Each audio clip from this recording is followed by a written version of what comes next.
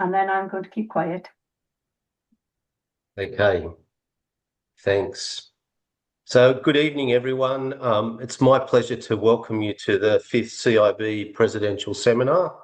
My name's Ron Wakefield. I'm the Dean of School of Property Construction and Project Management at RMIT University in Australia, and I'm the Vice President of CIB.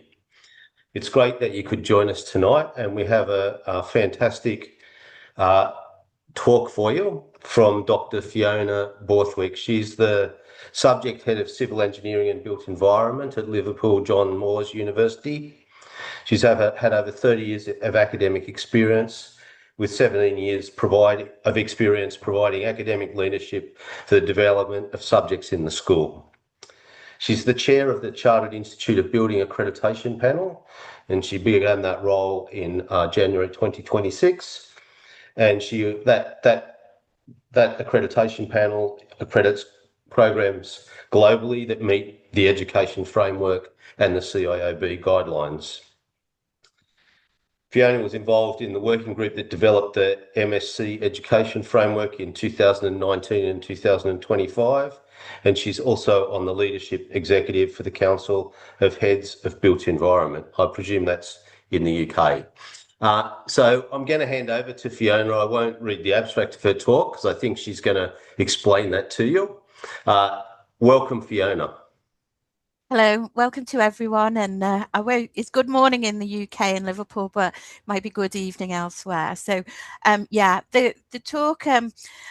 When I sort of volunteered to do this, it was some time ago, and I did rack my brain as to what area to look at. Obviously, being one of the coordinators in the W89 Education and Construction, it's sort of like what is going on in education. So with everything at the moment, AI is very topical, and my presentation title was not to say I'm an AI expert, I know what is going out there, but it is literally more questions than answers because I don't have all the answers.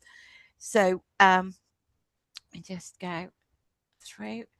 So obviously Ron's just sort of explained a little bit about me, but the focus on the sort of the title and who I am, obviously I see that from the abstract, there's sort of three elements to sort of this area that looking at. So from an educational point of view, obviously I'm an academic that I'm well versed in it. So that's where this sort of interest has come from. Obviously, being the chair of the accreditation panel, it looks at, PSRB, just for the acronym for us, is professional standards and regulatory bodies.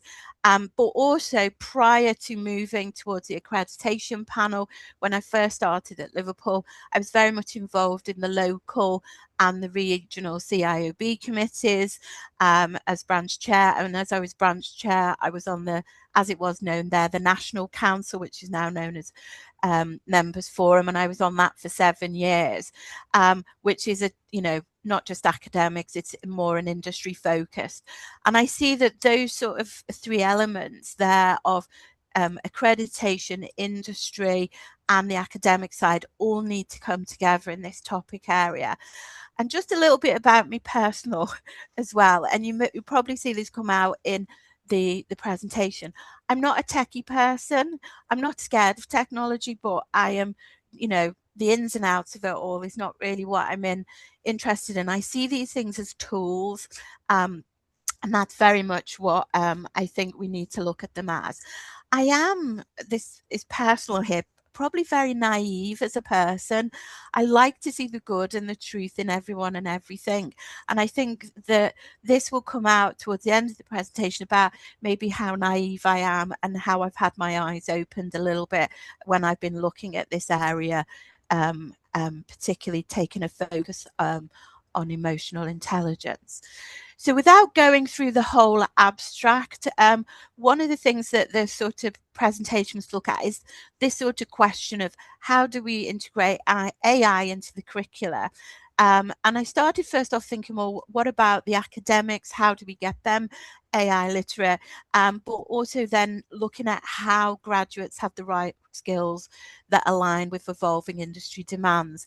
And because when I was pulling this presentation together, it was getting larger and larger, I have actually sort of condensed it into looking and focusing specifically at that element that graduates have the required skills that align with industry demands.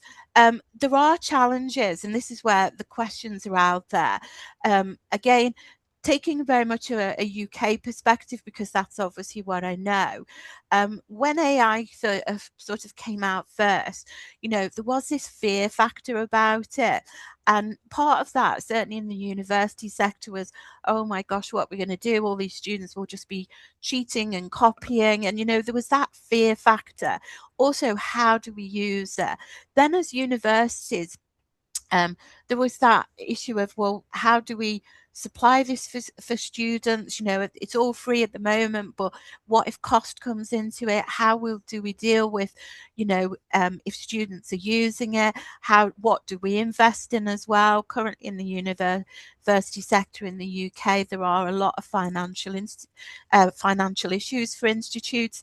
And then obviously that academic rigor. Are students all just going to be, doing their assessments through ChatGPT or whatever, and are we just going to all have to move to exams? So you had these challenges there, but also at the same time, because we, in our sector linked to the professional bodies and the construction sector side of things, there is that, what graduates going out, so what are industry needing and what are industry saying? And a lot of them, first off, was, yes, technical skills, which again we've had within the programs for a while, but there seems to be this shift at the moment to actually sort of say, well, hang on a minute, the graduates coming out, and yeah, they're very technical competent, but what about the soft skills? What about that communication and working together? We then have sort of the learning and teaching and assessment parameters. So PSRB requirements. We have in the UK the subject benchmark statements. We have all these sort of parameters saying what we have to do and how we have to deliver. And in the UK, we have the Office for Students are now the government regulatory framework for us, that we have to meet certain requirements. So you have to work within those parameters at the same time. And then we also have an inclusivity agenda that's going on also within sort of the UK sector at the moment as well. So there's a lot of challenges out there, but as I say, it was quite a lot to focus in on. So I'm focusing on more on this element of, what do graduates need to have, the technical competencies, but what are these soft skills that they need, and how do we factor that into the assessment parameters? So I did what all good person does, is put ChatGPT to say, what is AI? And of course, it comes up with the definitions in there. And I'm sure you're all aware of it, because maybe you're a lot more in tune with AI than I am. But it is this aspect of computer science creating systems that can perform tasks that normally require human intelligence. There's lots of different areas there: learning, reasoning, understanding languages, recognizing images, speech or patterns, and making decisions. So it's not new. You can see there the definition. So ChatGPT did actually give me a reference point there, which is unusual. It also went on to the simple definition, and then a slightly technical definition. And then obviously gave me the little further prompts about, if you'd like, I can also give you and some more information. Now, ChatGPT was the first AI tool that I heard about when it first all popped up. But now as a university, we've moved over to Copilot. So that's one that we can use. And I often look at the two tools and just see what comparisons come out there, what the differences are there. Especially if I'm doing something with the students, I always test myself first. And again, you can see there pretty much the same thing that has come out, all the same. The simple term, slightly different, building machines that can think, learn, or act in ways that seem intelligent without putting in the human aspect there. And then again, further prompts, if you want, I can also give you, and just let me know. So I did a little bit of research with students. This was prior to being involved in this webinar. So I looked at the first year. So predominantly I teach with my background on construction management at the undergrad level, the postgrad level. I do a lot with the Masters in Project Management because my research, my original PhD, very much looked at markets and business aspects. So I do quite a lot on the soft skill side of things. So the first year, I did it as a simple test. It wasn't pure research there. It was completely anonymous and voluntary. And it was more about an information sort of process with the students. And we use, within PowerPoint, we have Vvox, which is the sort of like little interactive tool that you can use to quiz the students. And I just use that. So I introduced this with the first year students, and one of the modules that I get involved in, I generally guest lecture. I'd like to say more than actually to deliver a lot of modules now. But the module is something we have in our first year program, which is professional competencies. And it introduces to the students that whole aspect of being a professional. It brings in the academic sort of skill sets as well as actually sort of what it is to be a professional, and it introduces the ethics at an early stage. So that ethic links was how I used AI to come into their session. It was first year, so they were new into the university. You'd only been in pretty much 3 weeks into the university. So it was full-time construction management students. And then we also run apprenticeship programs at the university. So in the England, we have the apprenticeship system, and we have a standard for construction programs, and it's a bit different from some of the other standards in that it has a level 4 sort of standard, which is an apprentice, and then they'll move on to a level 6 degree apprentice. So we have an HNC in construction site supervisor, which is the name of the standard, and the endpoint organisation assessment is the CIOB for that one. So it had a mix in there. And then, obviously, because I'd got involved in doing this webinar, I thought, well, let's just see if there's a difference.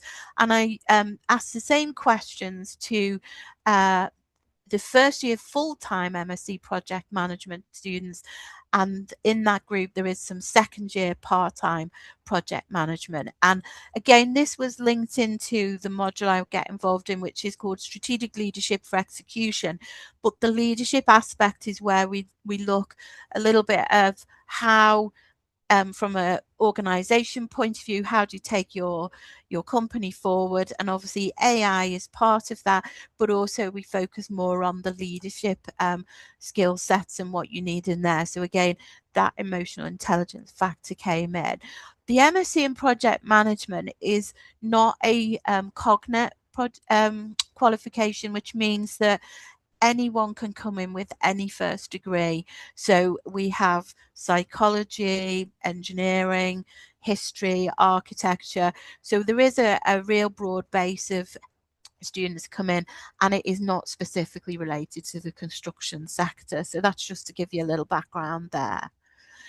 So just simple questions there, and you can see some of the results just taken from Vvox. And I think the interesting thing that came out here was that the difference between the students that were the CM students, which you can see at the top, versus the PM students, was clearly that sort of openness to say, yes, we've used AI tools to do our assessments, whereas the master's level students were, as you can see there, 29.41% said yes, 29 said no, and then so there was a high percentage would say they rather would not say. The element of not knowing what AI is, I'm not so sure whether that was just somebody not wanting to actually commit rather than fully not knowing. So part of the sessions did sort of explain AI, the tools, and how it was used. I think the difference with this actually comes out in that it's maybe the age profile of the students. And one thing that I'm very much aware of, I have two daughters, one's now in the second year of university, she's 20, and one's in her first year A levels at 17. So they've been through their sort of 16 qualification, which is GCSEs, and A levels at 18. And over the last, I would say, 2 or 3 years, the schools have very much promoted material, sort of identifying what AI is, how you use AI, more again from that concern over the cheating side of things. So I think the construction management students, because they are first years, their age profile is more between the 18 to 20. They are very much aware of using AI and that that aspect of using them with assessments, whereas I think the master's students, because they've come from a first degree, where again at university levels we've not necessarily been fully I would say fully aware of how AI is being used, to the sense of how we embed it into our processes, and the guidance is there. So it may not have been as obvious to them about the use of AI. What do the students, how do they use it? Now, as I say, I'm not that AI. There's probably a lot more tools out there. So I stuck with the ones I'd come across. So Copilot, ChatGPT, and Claude were the ones that I looked at. And then I did ask the question about any others. Again, you can see both groups, it's ChatGPT they've heard of more so. Copilot a little bit, and again with Copilot, as I say, I think if we were to do this study with the final year CM students in 3 years time, when they've into that final year, you might find that they would know Copilot a little bit more, because as I say, it's a university tool and it's embedded into the search engines. On the other, what were the others? It was interesting to see that the most common theme that came up was using it to look at CV preparation, how they use it maybe for covering letters. So, and that again does mirror what is being said by industry, linked to changing their approaches to recruitment, because they're seeing the standard covering letter and CVs that are obviously going through AI tools there. So again, not so much a surprise there.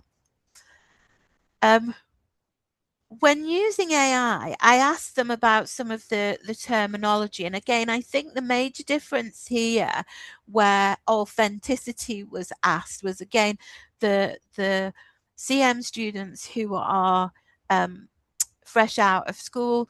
Authenticity is something that has been probably they've been made fully aware of, linked to doing coursework both for their GCSEs and their A levels, and that element of using their own work. They also, I was pleased to see about bias as well, so that message was also going through about how you use the tools.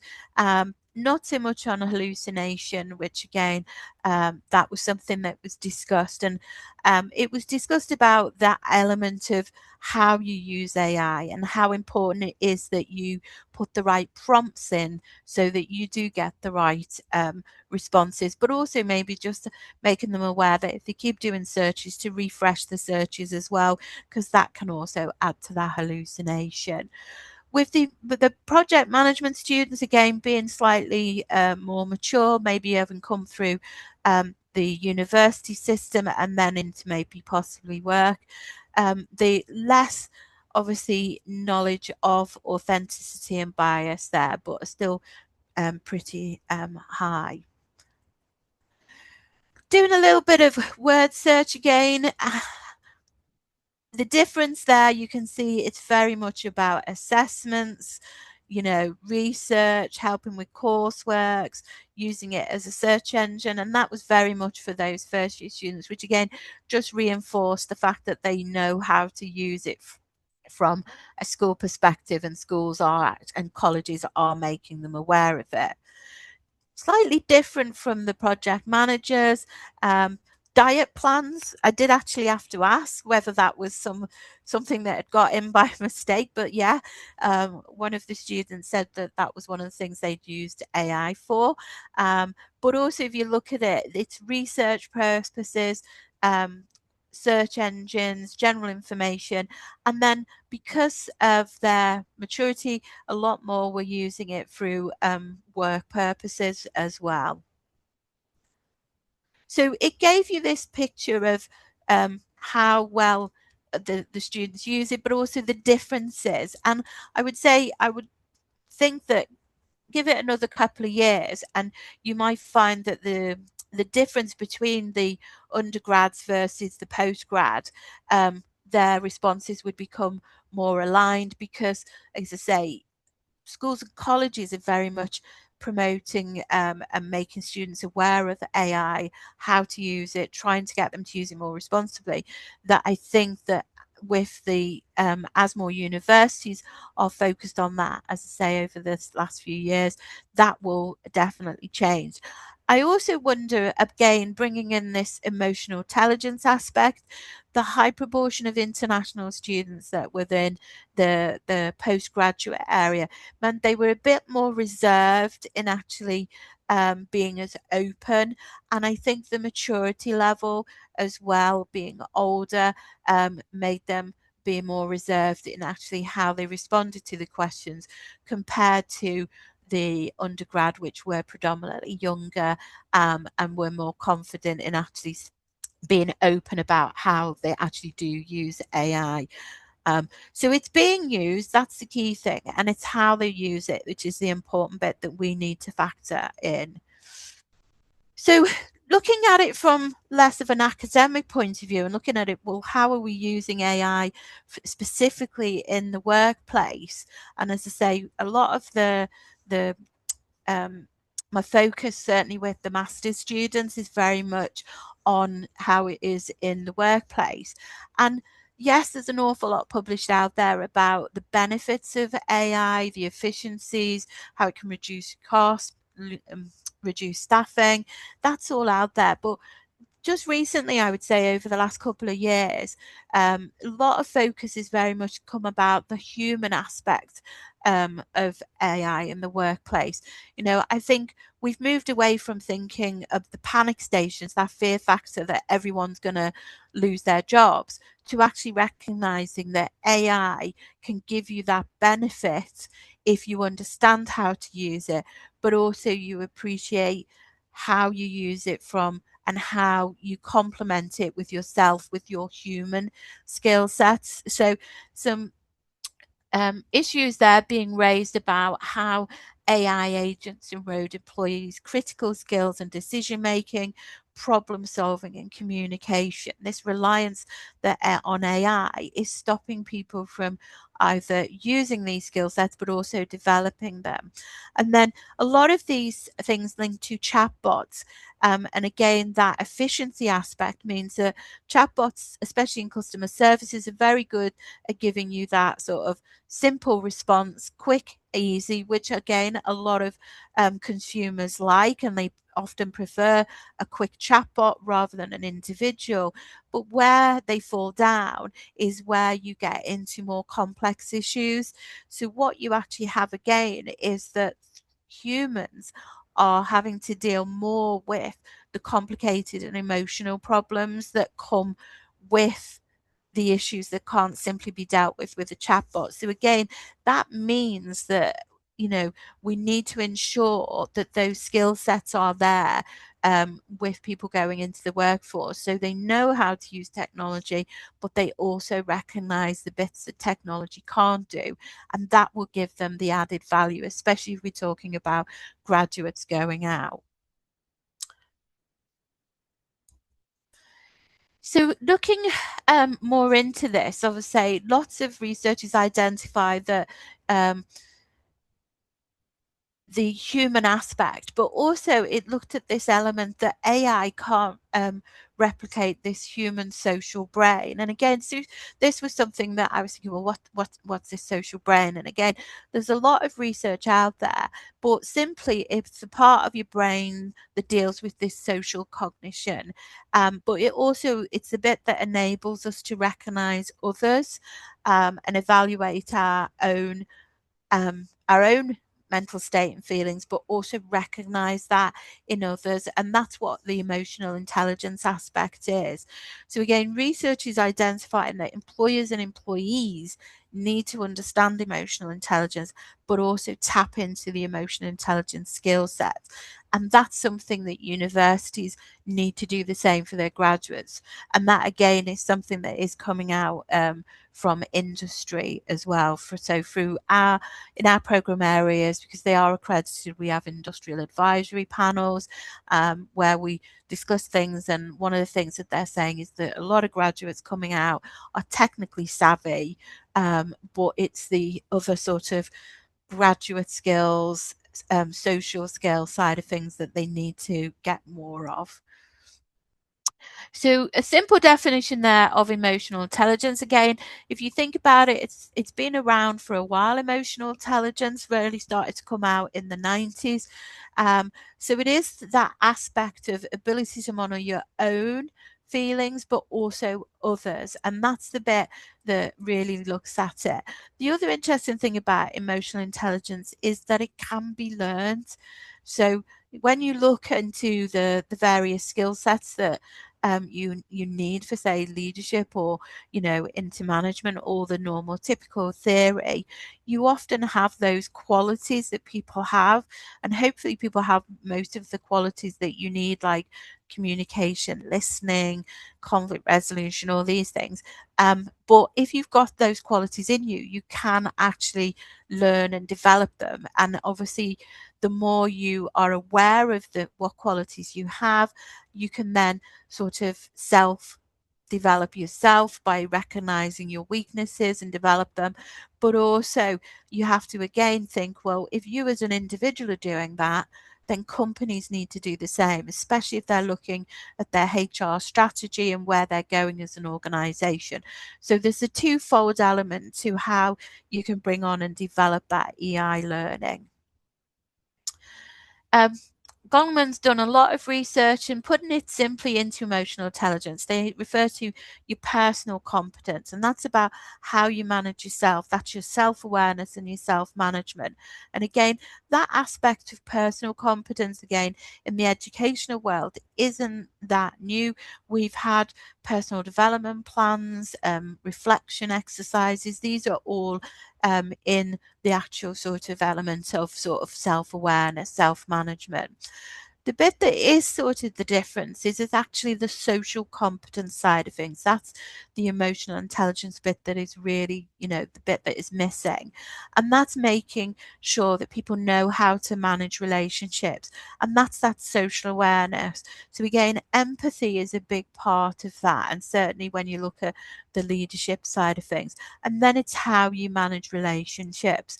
And I think with regards to the educational side, these are the two elements that we need to really look at and develop. The social competence and relationship side of things, certainly after coming out of COVID, and also with the traits of the Gen Z age group that we seem to have, it's how do we sort of instill and develop these elements of social competence, which is important.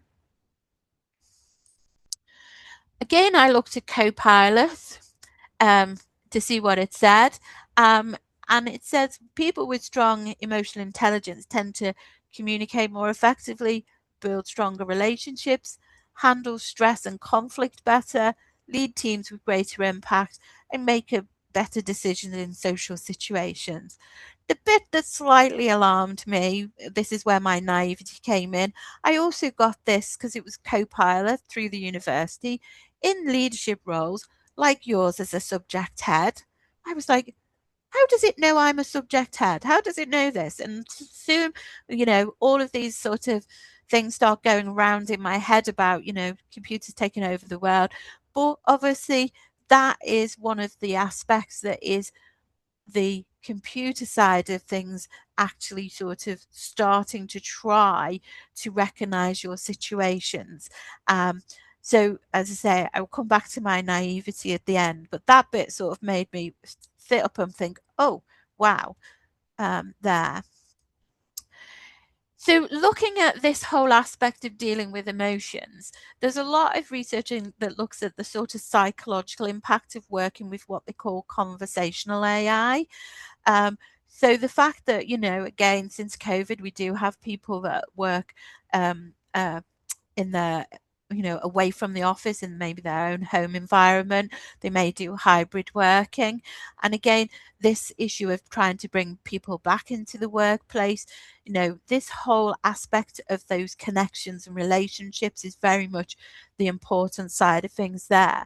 But it does identify that spending more time with AI assistants and agents, some staff begin to relate to them and become emotionally attached. They have this thing called the affiliate mode, which is where a conversational style that simulates warmth, empathy, and emotional closeness. And some companies are actually looking at positioning their chatbots as sources of emotional support to the workers rather than as a neutral tool. So again, this Copilot addressing me as the subject head, that was the bit there that sort of got me slightly worried about this sort of empathy sort of connection that is coming through with AI.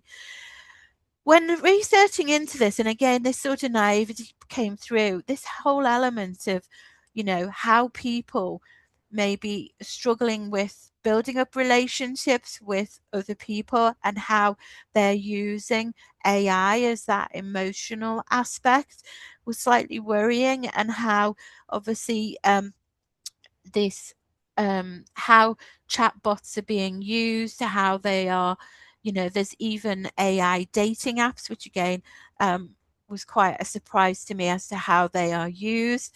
But also there are the very tragic examples of suicides that are related to things linked to chatbots and the whole side of things. So one of the things it made me think about is this aspect, especially coming from the workplace, but how we in education need to develop the emotional balance of awareness and resilience in our graduates, as well as not just seeing it as a tool, but just seeing how we develop this other side of the emotions, the relationship side, and the resilience is important. So looking at it, just kind of keeping a check on the time there, looking at it from that whole aspect of sort of like the regulatory sort of parameters we have to look at. Again, we have the subject benchmark statement in the UK. We predominantly come under land, construction, real estate and surveying. And within there, it identifies generic skills. And these generic skills, graduate skills, common skills, they're all things that we've had for years within all our programs. And again, you can see the emphasis in the list of skill sets, which we're all very familiar with. Digital literacy is in there, but also self-management and professional development skills are in there. So again, within our programs, we should have these things anyway. So it's again not a new thing. Looking again at sort of the education frameworks, and apologies, I've gone with what I know and what I've been involved in for the last few years. So this is the CIOB undergraduate framework that went through its review sort of in 23 and was published in 2024. So this is just a straight copy out of the section which looks at ethics and professionalism. And you can see again, it looks at that aspect of self-development and reflection and online technology. How it works in the undergraduate frameworks, you can see there's the three boxes here. So the first boxes or first column is the what we would have in the level 4 or expect to see in level 4 the first year. The second box is level 5, which again might be the second year full time, and then the third box is the final year, level 6. It's shaded in because again there's a expectation that not in some cases, not everything has to be in the education framework, but where it is shaded in, those are the things that we feel should be in there. And then obviously that development further into the level 6 really does depend on the type of program and how it's sort of been developed. But you can see in there that aspect of how, you know, self-development and reflection is looking at how individuals look at their own self, and as they go through, start to look just at their self-development and awareness. And on online technology, you can see AI is in there as well. But again, it's also looking at opportunities and threats. So it's both aspects within those two areas. At the master's side of things, again, looking at the education framework, which this was the one that I was been more involved in. The education framework is slightly different at the postgraduate level to take into account the flexibility and the differences across programs. So it doesn't have as many of the themes running through. It has core areas, and then it has the skills outcomes, which are these are the skills outcomes you can see. And again, you can actually see those elements that are needed from a human aspect is critical thinking and creativity, problem solving, decision making, communication skills. But again, demonstrate competency in the secure use of digital applications. And again, AI is specifically looked at there. So and then the last one, leadership and performance management skills.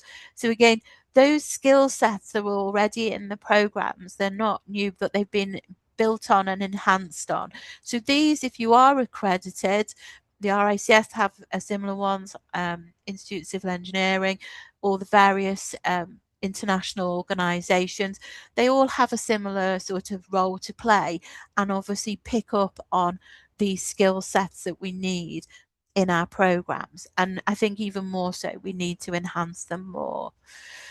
Where the challenges and the balances are, so as I've said before, certainly we've been hearing it from a while through the various sort of organisations I'm involved in.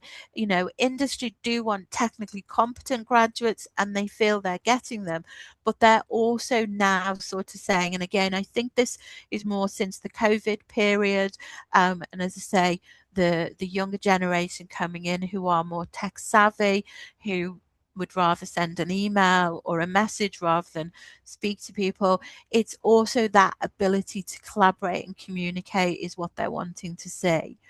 From the whole point of using AI and the fear factor that we originally had, certainly in our areas, I think, especially in my experience with, reviewing programs for accreditation purposes, lots of program areas have and always have used sort of what we would now term authentic assessments. We have real life projects, you know, we do it here at John Moores. If we can work with a contractor, we'll use maybe a site as one of our modules, and they provide us with documentation, site visits. So, you know, as much as we can't simulate the work environment in a university, but we work with industry partners to give as much as possible that sort of real life industry scenario. We also look, as part of that, knowing again the nature of the sector, we have both a balance of group work and individual assessment. And I know a few years ago in our institute, there was a push from the student union not to have group work.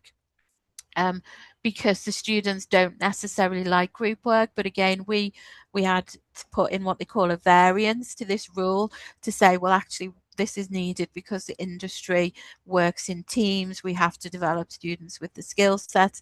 So we've always had that sort of group element to how we work. And then as part of that, we've also done the sort of communication development side through presentations, which could be to an audience, which again could be an industry panel, or it could be fellow student groups. So I think, again, we're well placed because we do a lot of that, which again can help develop those skill sets. The one that is a little bit sort of unsure of how we're going is that we do have a lot of diverse student bodies now, and we have a lot of inclusivity requirements. So certainly in the UK, we're looking at more how our assessments can be inclusive and provide alternative assessment options. The slight worry is that if you have students that maybe are neurodiverse, and they may not want to work with other pupils or don't feel that they can work with other people, and they don't like to present to other people, it's how do we then sort of help them to develop skill sets that are needed in industry there. So we do have a sort of area to look at and to work at as to how we can provide the skills that are needed, developing the students, but also looking at the inclusivity parameters that we have to work to as well. So just to sort of finish off, my naivety, looking into this, and as I say, I really looked more at AI as a tool, but the whole emotional intelligence thing was really I found very interesting, and it sort of led me to what I might call the darker side of AI. You know, I've always looked at the benefits, but then it sort of opened my eye to the tone in the responses, how can I help you? That sort of customer service element to the ChatGPT, which again, I never really noticed when it first came about, but now it's sort of developing, and that connection with Copilot and then recognizing me as the subject head and what I'm doing. Now I know that's linked to the university, but it did give me a little bit of a oh my gosh sort of thing. And then also looking into stuff, I did, which I've not really put into this, but this whole aspect of how adolescent brain development is developed, and how there is this concern with younger children using AI and how it's stopping them from developing. It opened my eyes, and as I say, I'm a trusting person, but I'm now looking at AI in a slightly different way now, which than I did before. So just on that summary, it is here, AI is here, and it definitely has its benefits. What we have to do is look at how we can develop the students that are tech savvy, but also have more of the soft skills in there. As I said, it's not a new thing, it is in there. The emotional intelligence side of things, or how it's actually referred to as emotional intelligence, is certainly maybe something that hasn't been connected so much in the education side. And I do think that we need to look back at basics, maybe develop people certainly that can bring them in, develop them, and develop that social and relationship awareness, which I know we do various things here at John Moores. It's not easy to get that connection. And I think that really is the challenge that we have going forward, to make sure that we have the graduates that are going out knowing AI. So thank you for listening.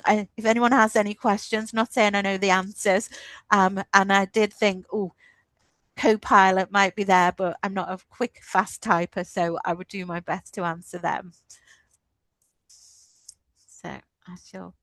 Thank you very much, Fiona. That was very enlightening and also slightly worrying, especially your exploring of your naivety about these things. I think certainly here in Australia we have seen some of the more difficult sides of this technology. So I'm happy to open for questions from people. Please, if you can raise your hand, and let me apologise in advance if I pronounce anyone's name incorrectly. I have real expertise in mispronunciation, so get ready for it. Richard, you're just on mute, Richard.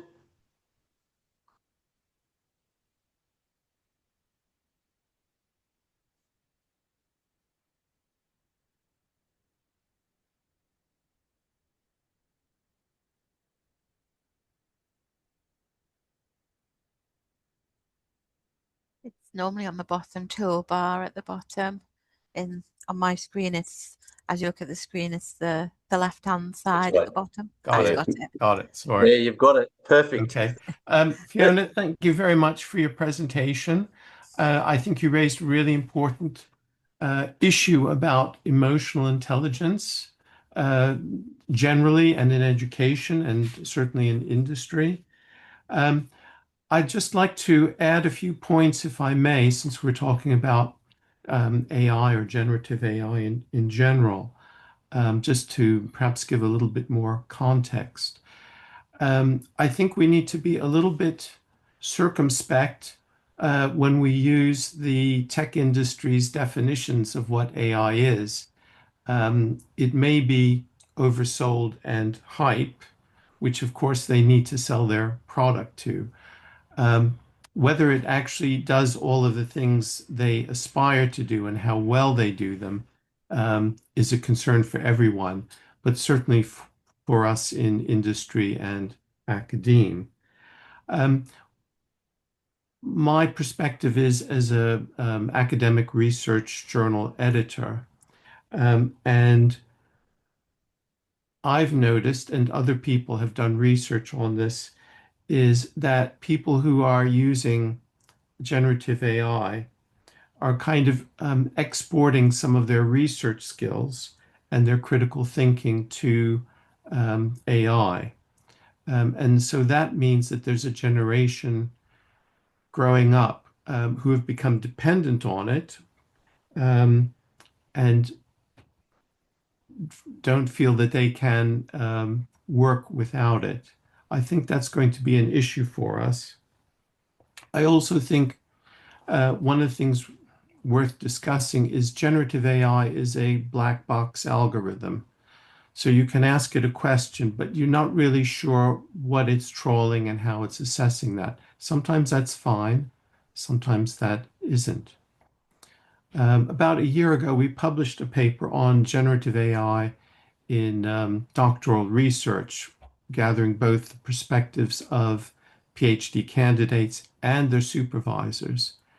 And it found that, yes, there are some positives in generative AI, but also quite a few negatives that education in general need to come to terms with.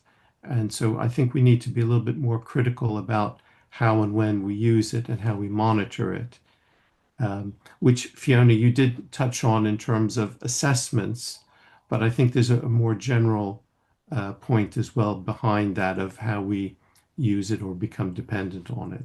So that's the sort of background for my position. Oh, one other thing. I receive a lot of papers as a journal editor, um, and reading them is a pleasure. It's part of my job. I can increasingly tell what is written by AI.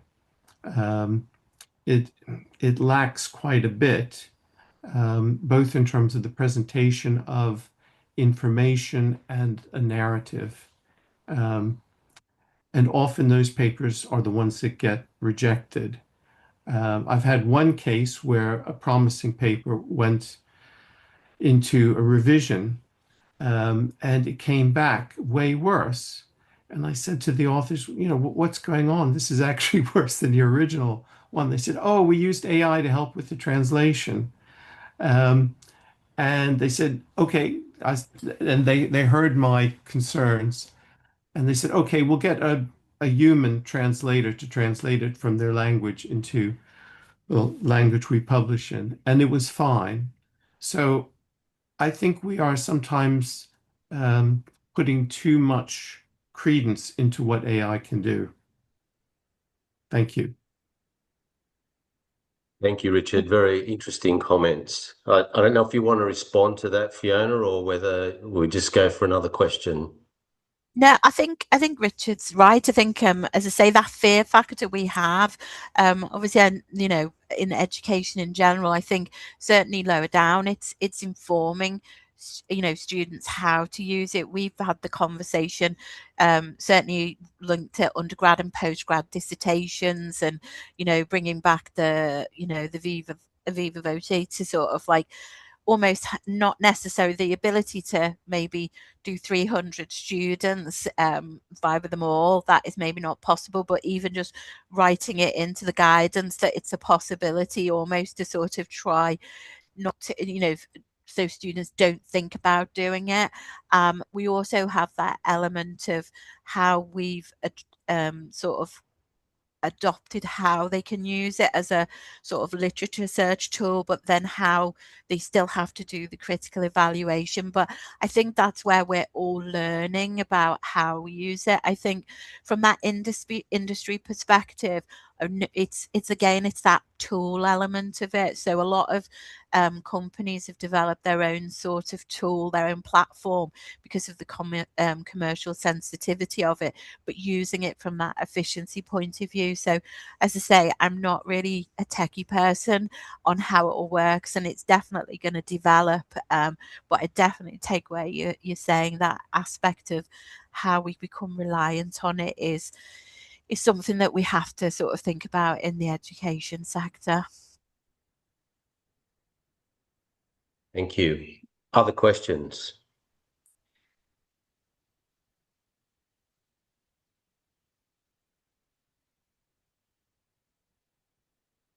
Don.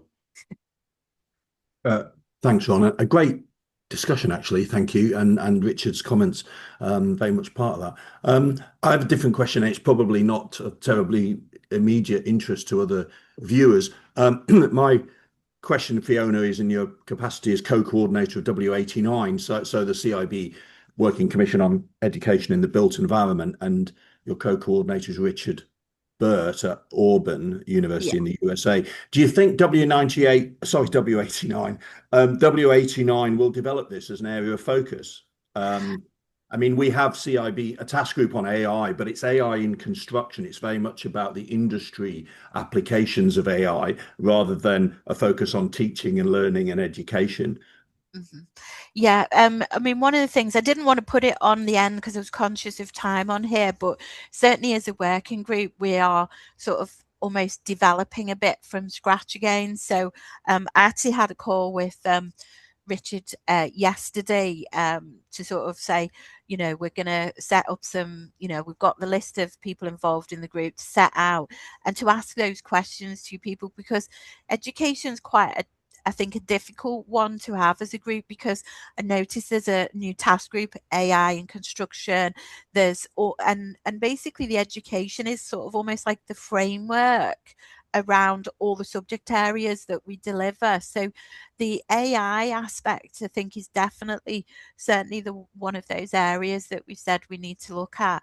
And I think that whole sort of skills development, and certainly in the UK, at the moment, one of the things that is a key issue is sort of like with, again, I think it's down to different governments and the apprenticeship schemes, but moving towards lifelong learning and micro credentials. So that whole aspect of how we learn and what we need at different maybe stages is important, and the use of the technology. So definitely the technology in education is there, but also what is needed. But so I think there's a discussion to be had with the group, which is our next stage, to look at how we develop the themes within education. And it is, as I say, I think it's more that facilitator role, but looking at technology in education, and also maybe part of that is the different levels. Obviously I've focused more on the undergrad and postgrad, but there is the the sort of post research sort of that area, the PhD and postdoc area. So there's a whole raft of things that we sort of can be looking at, and it's definitely something that we are moving forward to develop. So we've got things in line with various conferences, and the plan is I'm not so sure if it's a roadmap that is still what was going, but it's certainly a future plan of what we intend to do over the next few years, certainly leading up to Beijing in particular. Thank you.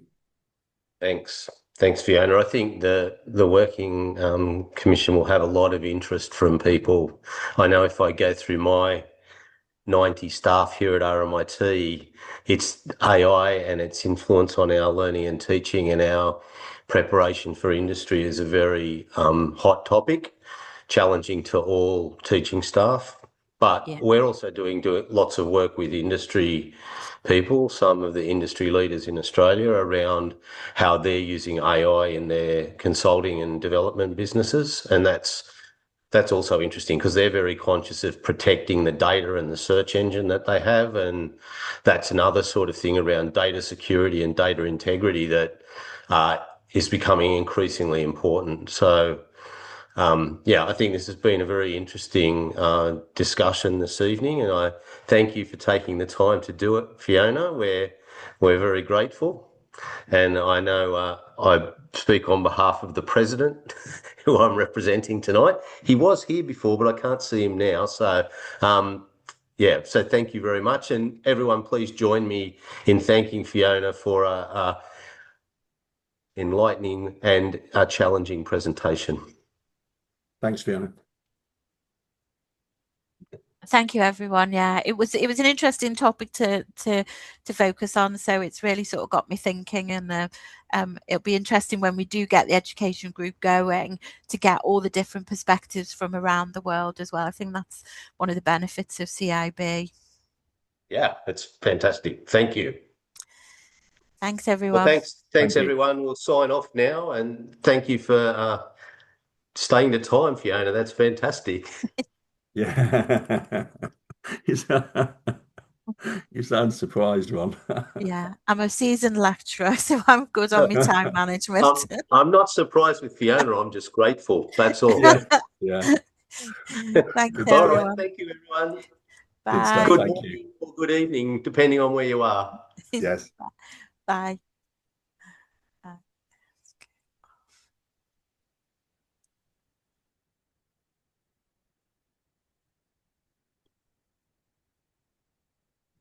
Thank you, Fiona. I think Ira's now in transit, so we won't keep. Yes, actually, Fiona's left now. That's fine. Mogus, I will close the meeting now, and in doing that, it will trigger saving of the video. So then I will leave it to Ira to finalize the preparation of that video for the website. Thank you, Mr. Dunn. Have a nice time. Thanks, everybody. Good to see you all. And Okay. Closing the meeting now.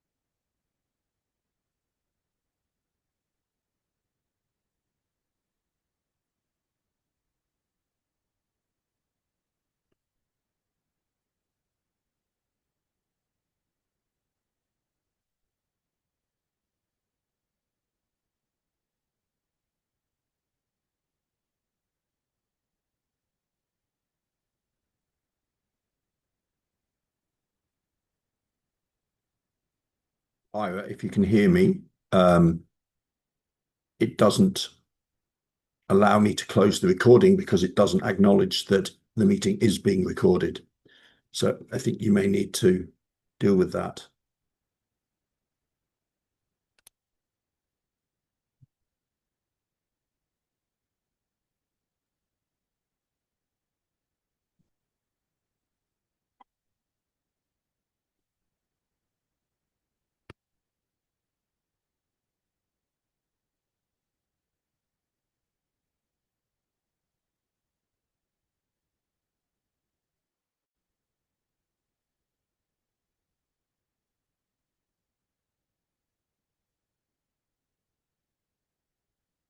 Hello, it won't let me save this.